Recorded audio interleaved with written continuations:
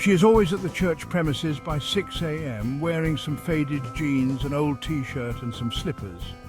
She always comes to clean the chapel and arrange the seats. For 6 years, she has never missed a single Sunday coming to clean the place. On this faithful day, a young man walked into the chapel while she was still cleaning. He went and sat down watching as the lady cleaned. He was impressed that a lady who looked quite good, even in the old clothes and a scarf over her hair, could be so dedicated to her work in church.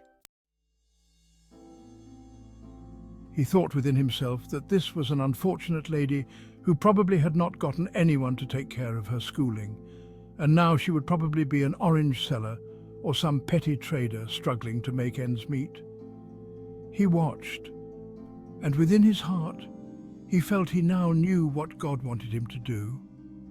When he had felt a compulsion to come very early to church, he had not understood, but now he thought he did.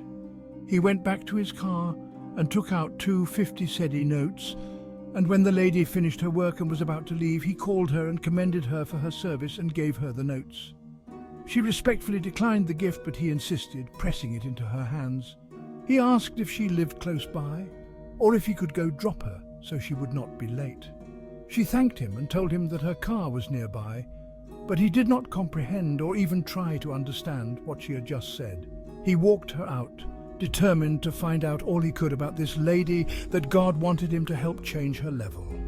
They walked out of the chapel with him telling her where he worked and how God had asked him to come early to church that day, and how he believed God is directing him to help make a big difference in her life. He was so busy talking he had not realized they had walked directly to a car parked under some trees in the parking lot. The car made his 1-year-old Benz look like a worn-out wheelbarrow.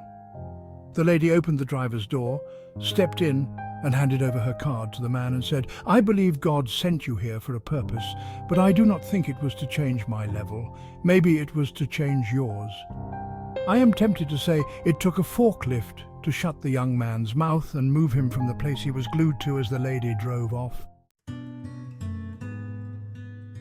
God had a purpose for bringing him to church that morning, and that purpose was to teach him humility, which he learnt well because now 2 people always clean the chapel when everyone fails to show up.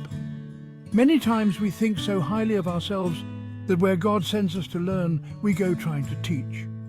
We may be men created in the image of God, but at one time ants shall be the professors seeking to impart knowledge to us, only if we are humble enough to learn. Christians sometimes need a dose of humility more than the atheists and pagans of the world. Stay blessed, be humble, trust and obey. Do nothing out of selfish ambition or vain conceit, rather, in humility, value others above yourselves. Philippians 2:3. Now, if you like the content of this video, please tag your friends, like, subscribe and follow. Thank you for watching.